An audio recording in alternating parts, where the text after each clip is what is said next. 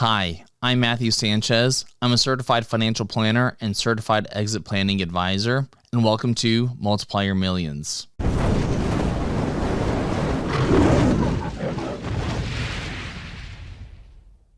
This show is all about the intersection of your personal, financial, and business life. I really want to focus on what's important. Oftentimes, in today's day and age, we just get constantly hit by just different messages, lots of distractions.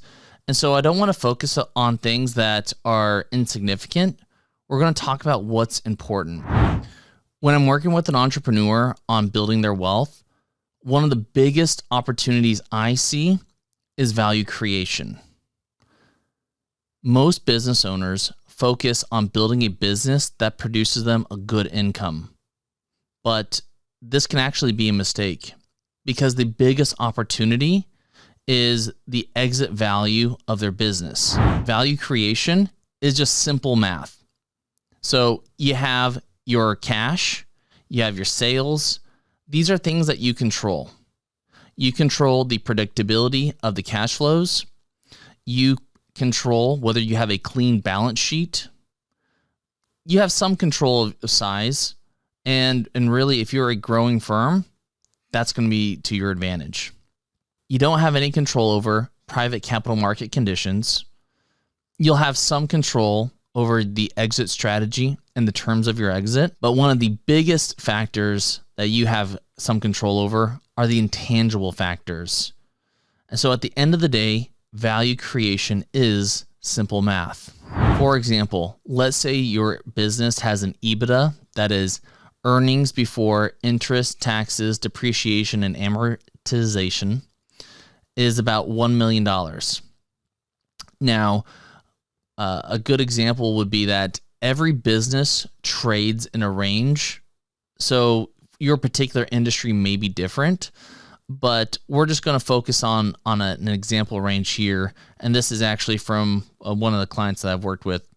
In their particular industry, their types of business sells between 2 times earnings and 5 times earnings.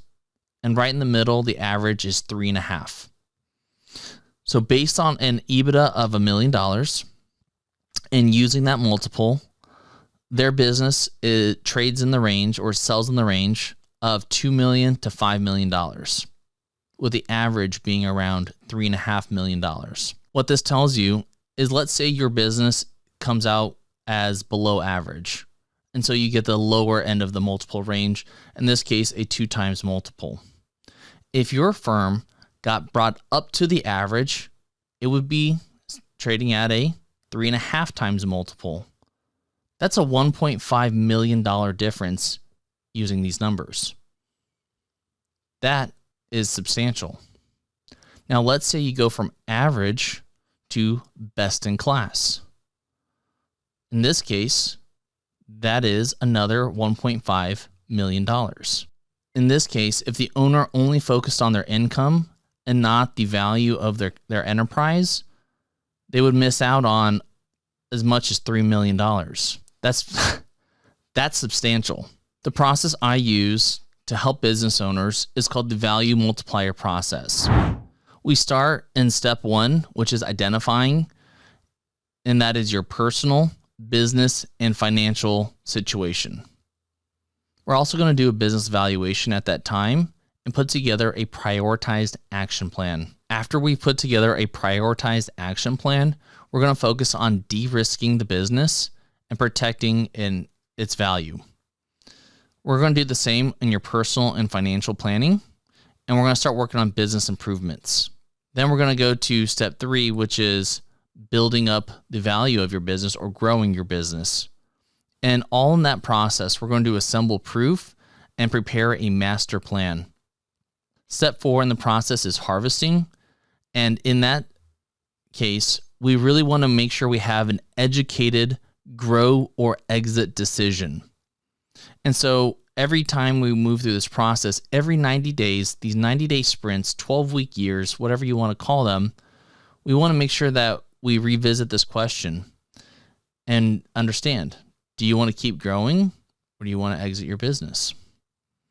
And then at the end, you'll be able to either sell your business, in which case we're going to initiate the target sell program, or you're going to keep it and move on to advanced value creation.